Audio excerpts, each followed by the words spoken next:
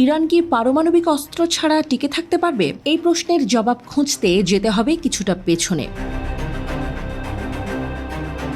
বহু বছর ধরে পশ্চিমা বিশ্ব বলে আসছে ইরান পারমাণবিক বোমা বানাতে চায়। ইরানের সর্বোচ্চ নেতার উপদেষ্টা কামাল খারাজি সম্প্রতি বলেছেন, ইসরায়েল হুমকি দিলে ইরান তাদের পারমাণবিক নীতি পরিবর্তন করতে পারে। তেহরান পারমাণবিক বোমা তৈরি করবে কিনা সে ব্যাপারে এখনো সিদ্ধান্ত হয়নি।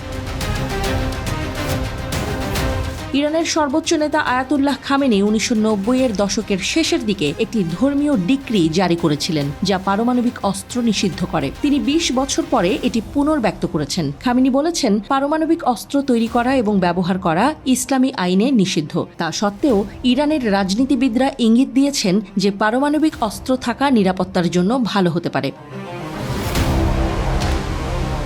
অনেক ধর্মীয় নেতা খামেনির ফতোয়ার সাথে একমত। তারা বিশ্বাস করেন পারমাণবিক অস্ত্র এই অঞ্চলে একটি অস্ত্র প্রতিযোগিতা শুরু করবে এবং ইরানের উচিত পারমাণবিক প্রযুক্তি শুধু শান্তিপূর্ণ উদ্দেশ্যে ব্যবহার করা। পারমাণবিক অস্ত্র তৈরি করা খুব ব্যয়বহুল হবে, বরং সেই অর্থ সামাজিক ইস্যুতে আরও ভালোভাবে ব্যয় করা যেতে পারে। কিছু সামরিক নেতা মনে করেন পারমাণবিক বোমা থাকলে ইরান রক্ষা পাবে। তারা বিশ্বাস করেন একটি বোমা ইসরায়েলের সাথে যুদ্ধের ঝুঁকি কমিয়ে দেবে। IRGC এর নীতি নির্ধারকদের যুক্তি বিশ্বে পরিবর্তন হচ্ছে এবং ইরানের পারমাণবিক শক্তিতে পরিণত হওয়ার সুযোগ রয়েছে। আন্তর্জাতিক আইনে শান্তিপূর্ণ উদ্দেশ্যে পারমাণবিক শক্তি বিকাশের অধিকার ইরানের রয়েছে। তেহরান পারমাণবিক অস্ত্রের অপসারণ NPT চুক্তিতে স্বাক্ষর করেছে। এই চুক্তি অনুসারে ইরান পারমাণবিক প্রযুক্তি শান্তিপূর্ণভাবে ব্যবহার করতে পারবে, কিন্তু পারমাণবিক অস্ত্র তৈরি করতে পারবে না। আন্তর্জাতিক পরমাণু শক্তি সংস্থা এবং পশ্চিমা দেশগুলো প্রায়ই উদ্বেগ প্রকাশ করে যে ইরান পারমাণবিক বোমা তৈরির কাছাকাছি রয়েছে। তবে ইরানের কাছে বোমা আছে এমন কোনো শক্ত প্রমাণ পাওয়া যায়নি। আন্তর্জাতিক পরমাণু শক্তি সংস্থার প্রধান রাফায়েল গ্রসি ইরানকে তার পারমাণবিক কর্মসূচিতে স্বচ্ছতা বাড়ানোর আহ্বান জানিয়েছেন।